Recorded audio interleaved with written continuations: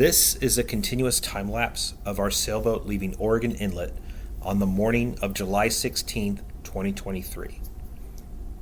Oregon Inlet is a critical inlet for East Coast sailors to be familiar with because it is the only passable inlet for what is over 150 miles of coastline. It is 80 nautical miles south of the mouth of the Chesapeake Bay, and it is roughly another 80 miles of sailing to the next inlet at Ocracoke. Even if you plan to completely bypass the inlet on a multi-night coastal cruise, you should still be familiar with it as a bailout option. Often called the most dangerous inlet on the East Coast, its shoals are constantly shifting as it captures silt and sand coming down the coast from many miles away. However, as I learned in our trip to the Outer Banks, it has significantly improved in the last year. 3 years ago, a new high bridge with wide spans was built to replace the old Bonner Bridge, and that older bridge was removed in 2022. This has made sailboats a more common sight. While the shoals continue to shift, the channel is dredged daily, and the U.S. Coast Guard maintains the accuracy of the navigation aids. This new daily dredging is thanks to a public-private partnership. I'm linking a video for more details. We saw the new dredge Miss Katie on the way out of the inlet, but we're too focused to not run into the bar to get a good photo. I was excited at the prospect of sailing home on the coast rather than taking the ICW back. As mentioned in my ICW video, the earlier consensus was that Oregon Inlet was off limits to sailboats. So after hearing otherwise, I researched more, talking to locals, the Coast Guard, and the local towboat US guy. As you plan this passage, you need to build your chart with the most recent surveys from the U.S. Army Corps of Engineers. They publish surveys every few weeks on their website and break the Oregon Inlet Channel into 3 sections: west, bridge, and bar. These surveys give you the best sonar data and buoy locations. In addition to the surveys, the Coast Guard's notice to mariners for District 5 will include recent warnings about the inlet. For my passage, this included specific shoaling of concern around 16 and 14, as well as a number of out-of-place or missing buoys. Now that we've studied the most recent survey, we'll use Navionics to plot the approximate route that we'll take and know what to expect and what markers to look for. This is Oregon Inlet. Absolutely do not rely on Navionics and GPS when traveling the channel, as its positions of the shoals and aids to navigation will not be accurate and you will run aground. Use your visual aids. In fact, for example, if I let Navionics try to create an automatic route for me,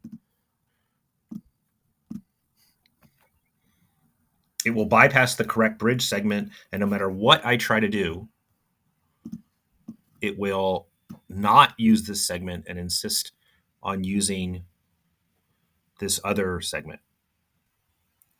I'll manually create my route. We're coming from Manteo down Roanoke Sound, and we'll hit the inlet channel at 55. From there, we'll go down this channel here until we hit the west section. From the west section, we'll go up, we'll reach this bridge section, and then go out the bar. We'll make some adjustments based upon information I know. For example, in the notice to mariners, as well as the survey, there's a lot of shoaling on 16 and 14 and near it. Instead of following the survey waypoint that's close to them, I'm going to give myself more space and head to 15. And this is our approximate route. I've made myself notes that I will look at while I'm doing my passage. I'm going to stay in the middle of all channels. I'm going to line up 33. Now, 33 is about a half mile away from this turn, and so I'm going to have to work to find it. Also, when I turn into the bridge gate, there will likely be power boats going up here, hugging the bridge, and going under. That is not the way that I can go. If I try to do that, I will run aground before I get to the span that I can go underneath. When I come out of this gate, I will have to line up 15 to give myself space from this shoaling. And this is roughly the route we're going to take. My biggest concern is this bridge section right here. It is incredibly narrow, and from the survey, if I deviate at all, I will run aground. Other than the route itself, the other important part of planning is weather. We were warned against going out in northerly winds or swells that would hit the bar and create large breakers. Of next importance is a slack tide, preferably high, as the tides differ by about 2 feet here. We departed at sunrise to slack high tide and have an acceptable 17 knots of southerly wind blowing us out the bar. Get ready to leave the Roanoke Channel and enter the infamous Oregon Inlet as soon as we pass this island on starboard. Trust only your eyes from here on out. GPS and chart plotters will run you aground because of the shifting shoals. That's the Oregon Inlet Channel Green Can 55 on starboard. The countdown begins. We just passed markers green 53 and red 52.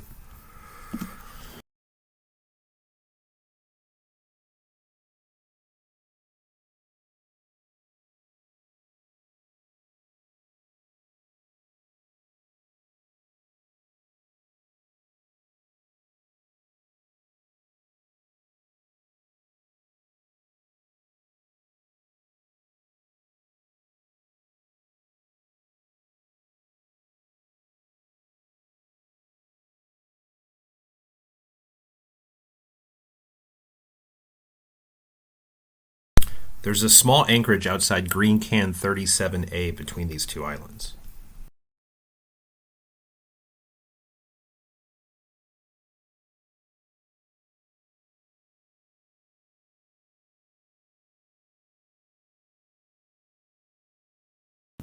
Get ready to turn 110 degrees to port after small red 34A.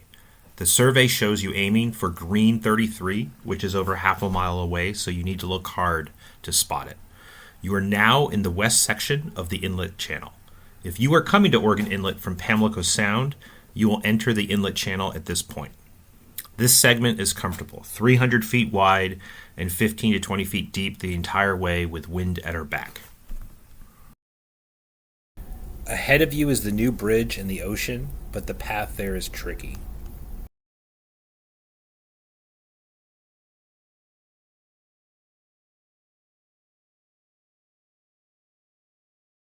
Okay, get ready. Ahead is the most difficult section for a sailboat, the one named Bridge in the surveys. Hard to starboard between 27 and 26. You need to be exactly right between them. Right here, turn hard. Then you need to quickly spot 25 and 24 so you can line them up and stay in the middle of this section. The wind was blowing me towards 26 and the shoal right behind it, so I ended up putting my starboard engine into reverse briefly to tighten that turn. So narrow, 50 feet off to either side will run aground. You can make out sandbars on both sides under the water surface. On port, just a few feet past 22, there are birds standing on a sandbar that is only inches below the water. The only thing to find comfort in here is that you're likely alone now. Nearly all the power boats you might have been dealing with in the west section have taken the unmarked shortcut under a shorter span. But you have a mast, so you get this high-stakes game of stay between the lines. Once you pass green 17, aim directly for green 15. Do not try to cut directly to red 14, as there's a shoal poking out between 16 and 14. Now straighten up and aim for the 12-13 gate. The channel widens to 400 feet, and the depth is 15 and growing. If you have not run aground yet, congratulations. The hard part is over, assuming there's no counterswell.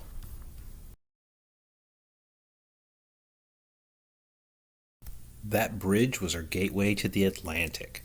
We have now entered the bar section of the survey.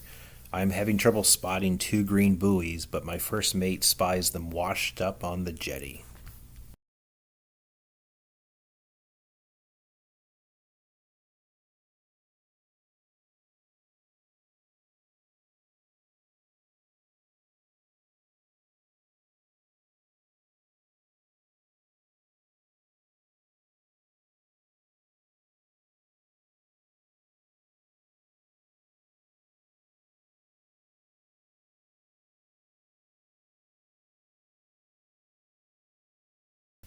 A commercial fishing boat is coming into the inlet this morning.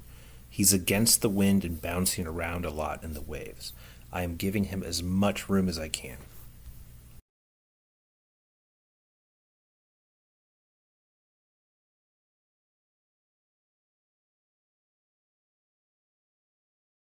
Technically out of the channel now, but given the shoals on the survey, I want to get a half mile between us before turning north and hoisting the mainsail. And that's it. Hopefully, your pass through Oregon Inlet is just as uneventful. Time to set the sails and sail downwind for 80 miles to the mouth of the Chesapeake.